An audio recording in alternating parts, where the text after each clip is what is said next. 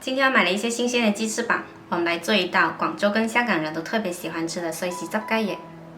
我们先来准备一锅水，加入姜、葱还有料酒，调大火煮开。水煮开了之后呢，调小火，把鸡翅膀放进来，焯煮1分钟。这一步呢，我们主要是收缩鸡皮，焯好了之后捞出来过冰水，再泡一下冰水呢，鸡肉吃起来会更紧致。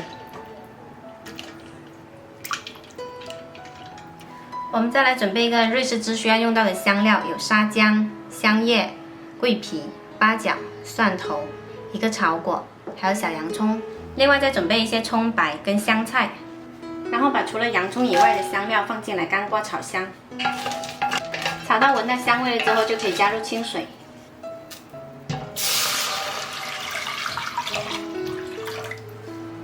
再把香菜、葱段跟小洋葱放进来，加入1碗生抽。小半碗老抽，50克冰糖，调大火煮开，转小火煮10分钟。鸡翅冰水泡10分钟，捞出来，顺便洗一下。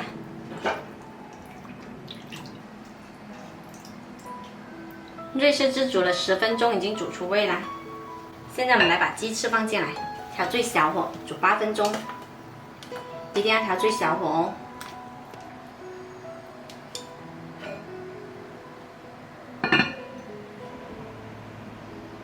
时间到了，可以关火。我们来看一下，这个颜色呢，现在已经很好看了，但还不够入味。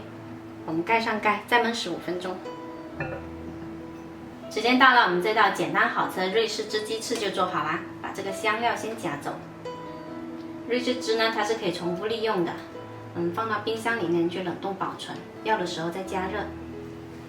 这鸡翅的颜色呢特别红亮，又香又嫩滑，皮还很爽脆。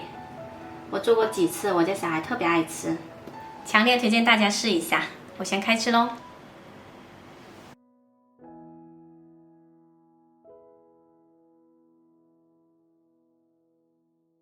我是小坏，喜欢我的视频记得关注我哦。